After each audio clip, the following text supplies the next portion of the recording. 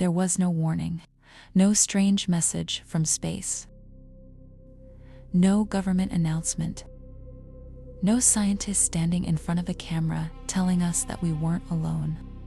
It just happened.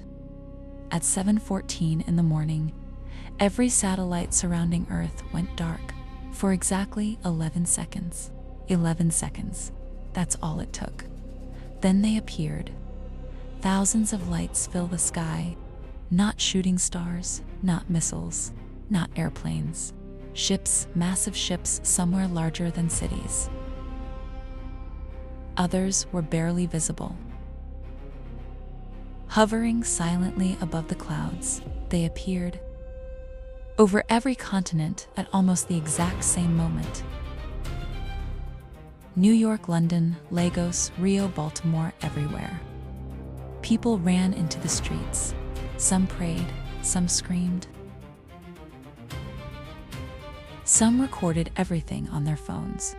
Governments immediately declared states of emergency.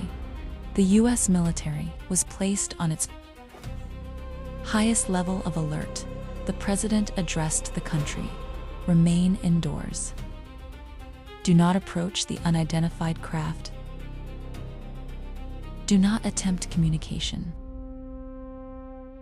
The message repeated across every television and phone. Building instead. Expected. The ships didn't attack. They didn't fire weapons. They didn't destroy a single thing. They landed, not at military bases, not at government buildings, not at major airports. They landed in parks, fields, abandoned industrial areas and neighborhoods. One landed less than 3 miles from a neighborhood in Baltimore. There certainly didn't. For the first 12 hours, nobody went near it. Evelyn walked outside carrying a broom.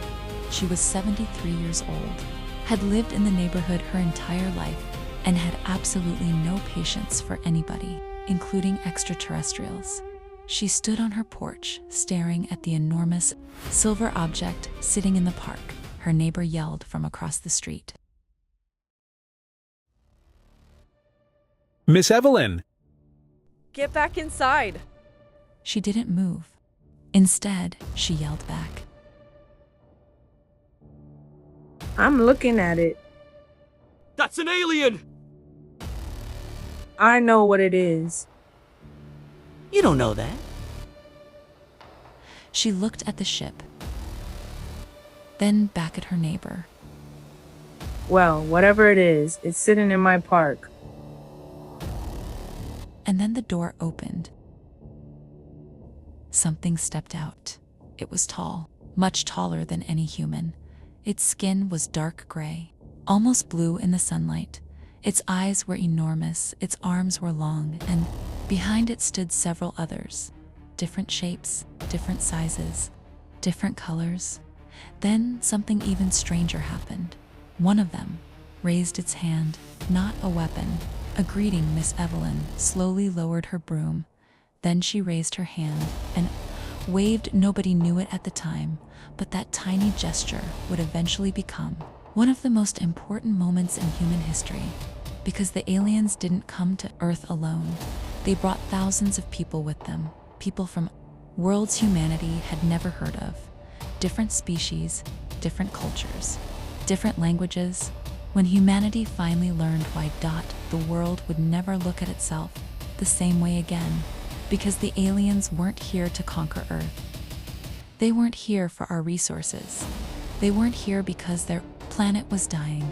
They had come because Earth was their home too, and humanity had been living here without knowing it for thousands of years, maybe longer.